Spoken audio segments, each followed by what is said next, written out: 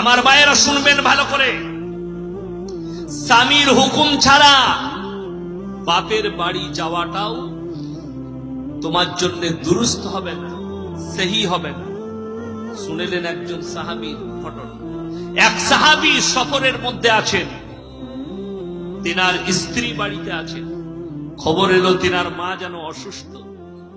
তো সেই সাহাবীর বিবি নবীজির কাছে লোক পাঠালেন যে আল্লাহর হাবিবকে জিজ্ঞেস করো, আমার মা অসুস্থ, স্বামী তো সফরে আছে, আমি কি দেখা করতে যেতে পারি?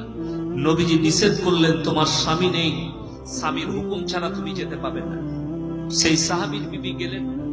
আরো কিছুদিন গেল, খবর পাঠালেন তিনার মা মন্নপন্নের পরে মারা যেতে পারেন।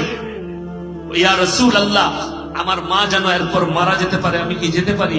নবীজি বললেন, তোমার স্বামী নেই, তোমার স্বামীর অর্ডার ছাড়া তুমি যেতে পারো না। জোরে বলুন না সুবহানাল্লাহ। এরপরে খবর এলো তোমার মা ইন্তেকাল করে গেছে। সেই সাহাবীর বিবির চোখ দিয়ে পানি পড়ছে। নবীজির কাছে অর্ডার পাঠালেন, ইয়া রাসূলুল্লাহ, এরপরও কি আমি আমার স্বামীর কাছে আমার মাকে দেখতে যেতে পারি?